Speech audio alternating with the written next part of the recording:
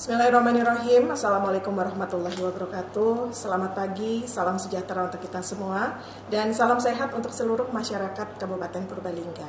Pada pagi hari ini, saya akan menjelaskan terkait dengan hal yang saat ini banyak dipertanyakan oleh masyarakat Kabupaten Purbalingga, yaitu terkait dengan masalah bantuan. Saya akan coba menjelaskan bantuan-bantuan apa saja yang akan diberikan oleh pemerintah pasca adanya COVID-19. Oleh karenanya, langsung saja saya akan coba menjelaskan.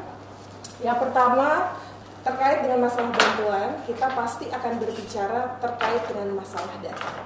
Data yang kita gunakan adalah data DTKS. Ini adalah data dari Kemensos yang selama ini digunakan bagi pemerintah pusat dalam rangka mendistribusikan bantuan. Data DTKS ini adalah data terpadu kesejahteraan sosial. Jadi data masyarakat dengan tingkat kesejahteraan terbawah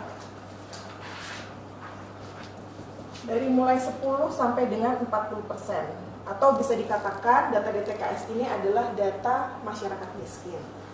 Berbicara tentang data DTKS, maka di Purbalingga total data DTKS ini ada sekitar 164.000 KK. Dan selama ini, sebagian dari 164.000 ini telah mendapatkan bantuan reguler dari pemerintah sebelum adanya COVID-19.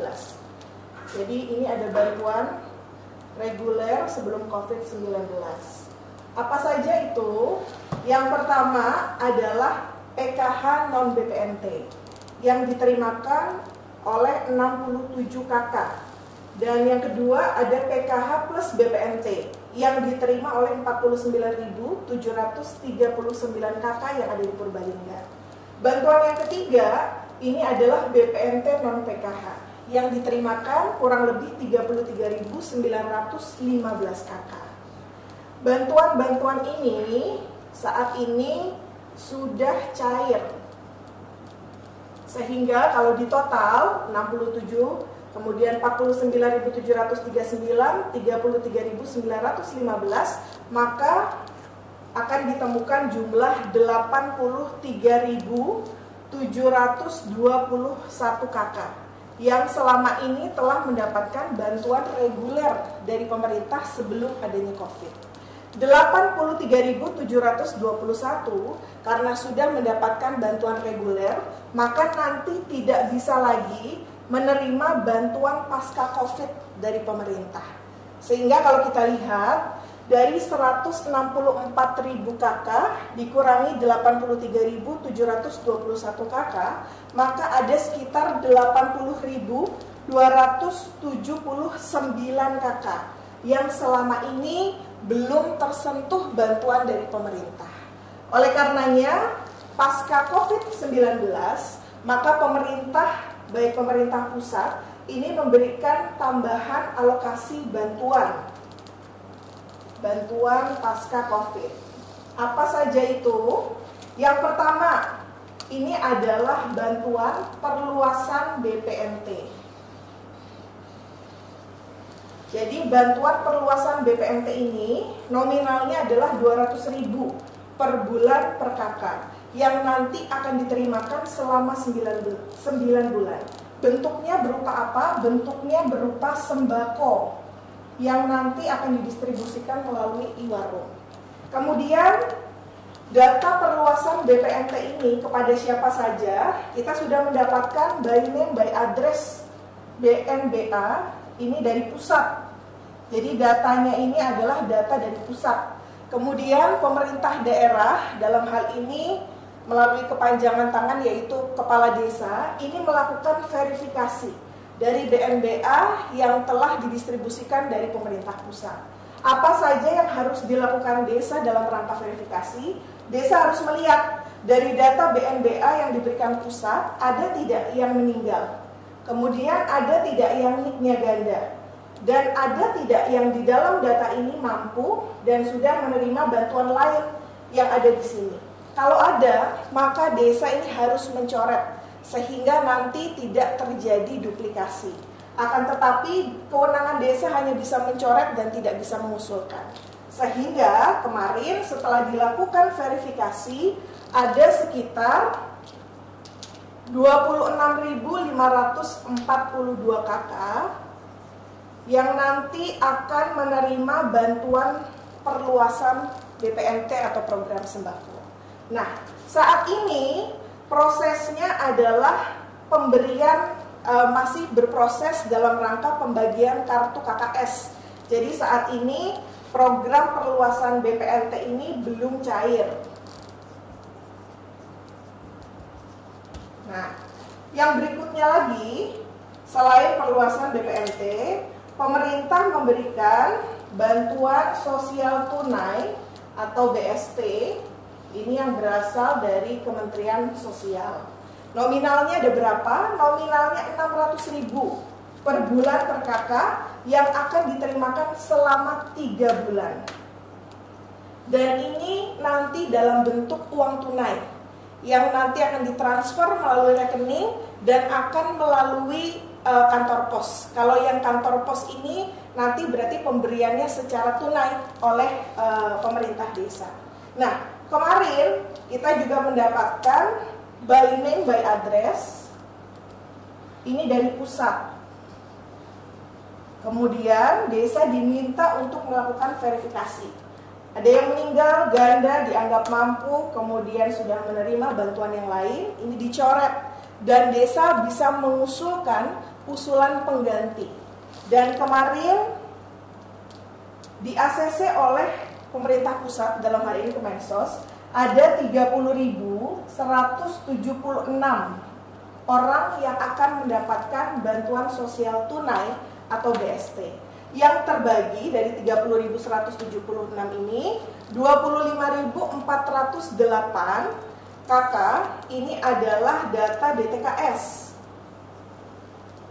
Data DTKS.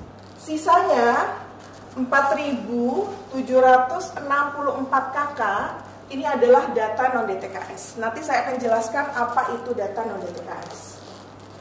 Yang berikutnya, untuk bantuan sosial tunai. Kemarin bantuan ini dilakukan pencairan secara bertahap. Tahap pertama ini 4.662. Ini sudah cair melalui rekening. Kurang lebih begitu. Melalui rekening. Kemudian tahap kedua ini 22.266. Saat ini sudah cair, akan tetapi dananya masih di kantor pos. Jadi ini sudah cair. Dalam waktu dekat kita akan segera koordinasi dengan kantor pos sehingga insya Allah nanti 22.266 ini bisa cair dalam waktu dekat. Insya Allah nanti mulai minggu depan ini sudah akan bisa didistribusikan. Kemudian setelah tadi dikurangi yang sudah mendapat bantuan dan yang belum mendapat bantuan, ditemukan data DTKS yang belum dibantu. Ini berarti ada sekitar 28.329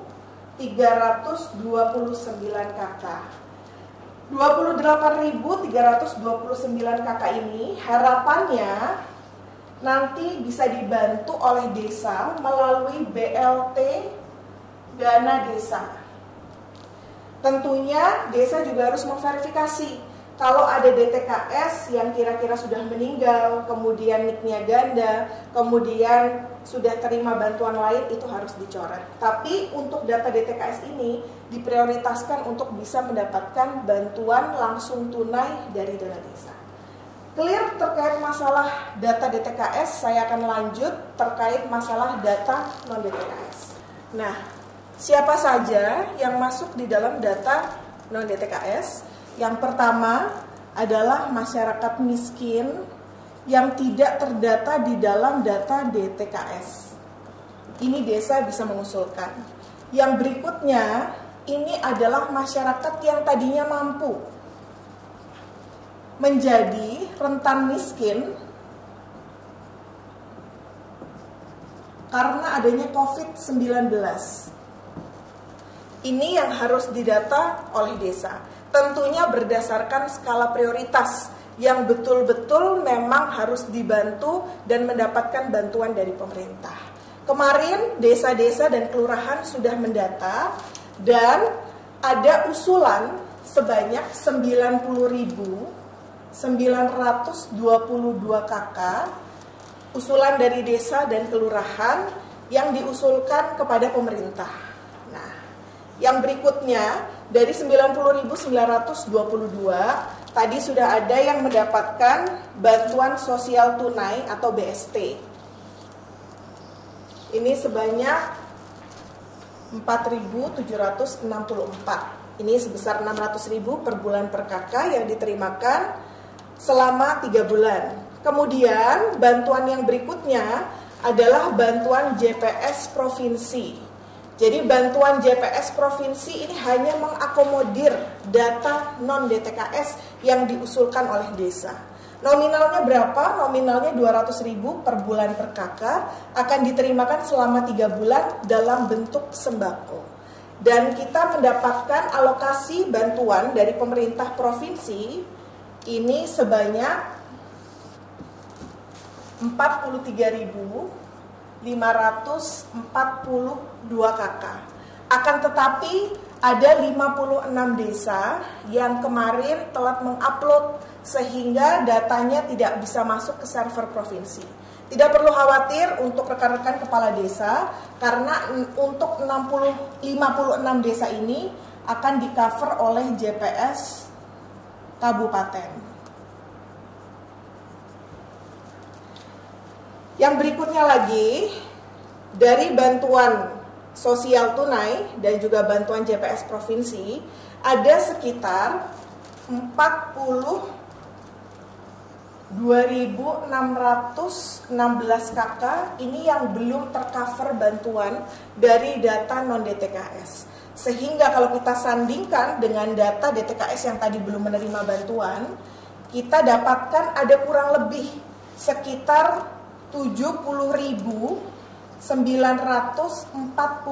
KK.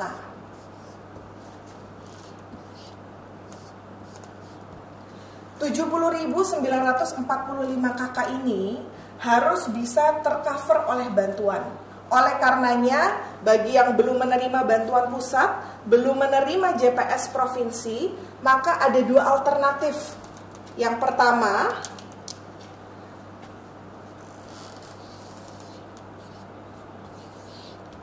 mereka bisa menerima bantuan BLT-DD. Ini sebesar 600.000 per bulan per KK yang akan diterimakan selama 3 bulan. Bentuknya uang. Bentuknya uang, ini nanti bisa tunai dan juga bisa masuk melalui rekening. Akan tetapi, bantuan BLT-DD ini berproses. Jadi, untuk penerimanya nanti akan dilakukan musdes.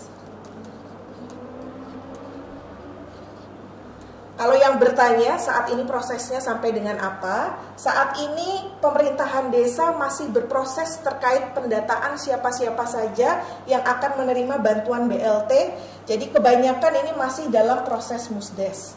Dan ini desa juga sudah harus segera mencairkan dana desa. Jadi untuk BLT-DD ini sampai dengan saat ini masih belum cair.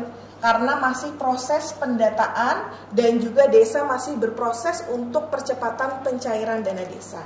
Ini alternatif yang pertama. Kemudian alternatif yang kedua dari 70.945 kalau tidak tercover oleh BLT dana desa, karena dana desa tentunya jumlahnya terbatas sehingga yang dibantu juga akan sangat terbatas. Kalau tidak bisa tercover oleh BLT dana desa, maka alternatif yang kedua ini nanti akan mendapatkan bantuan JPS dari pemerintah kabupaten. Nominalnya 200.000 per bulan per KK dalam bentuk sembako yang akan diterimakan selama 3 bulan oleh masyarakat. Dan ini sampai sekarang juga belum didistribusikan karena kita masih menunggu usulan-usulan dari desa. Jadi ini belum cair termasuk JPS provinsi ini juga belum cair. Insya Allah untuk JPS provinsi BLT Dana Desa, JPS Kabupaten, ini kita akan terus lakukan percepatan sehingga dalam waktu dekat ini akan segera bisa dicairkan dan didistribusikan kepada masyarakat yang terdampak dari adanya COVID-19. Sehingga Bapak Ibu yang saya hormati, kalau masyarakat ada yang bertanya, apakah semua masyarakat mendapatkan bantuan 600.000? Saya katakan tidak. Karena bantuan-bantuan ini berbeda-beda. Dari pusat pun begitu, ada program perluasan BPNT yang 200.000, ada program bantuan sosial tunai yang 600.000, termasuk juga JPS Provinsi dan JPS Kabupaten yang kita sepakati dengan pemerintah Provinsi Rp200.000 dalam bentuk sembako. Dan mudah-mudahan ini bisa menjawab beberapa pertanyaan dari masyarakat. Dan tentunya yang terakhir, kepada rekan-rekan kepala desa, saya mohon dengan hormat agar bisa melakukan pendataan secara cermat dan juga tepat sasaran. Dan karena bantuan-bantuan ini sifatnya terbatas karena menggunakan anggaran dari APBN, APBD Provinsi, APBD Kabupaten, dan juga dana desa yang memang nominalnya juga terbatas, maka bantuan-bantuan ini tidak bisa 100% mengcover masyarakat Purbalingga yang terdampak dari adanya COVID-19. Oleh karenanya kita menggalang gotong royong, kita menggalang koordinasi bantuan dengan seluruh jajaran organisasi sosial, kemasyarakatan dan lain sebagainya, agar bagi mereka-mereka yang belum tercover oleh bantuan pemerintah dari pusat sampai dengan desa, maka akan bisa tercover oleh bantuan-bantuan sosial yang lain yang dikoordinasikan nanti oleh masyarakat. Jadi kurang lebih itu yang bisa kami sampaikan. Mudah-mudahan ini bisa menjawab pertanyaan dan juga desa juga bisa lebih paham dalam melakukan pendataan. Matur nuwun, terima kasih. Wassalamualaikum warahmatullahi wabarakatuh.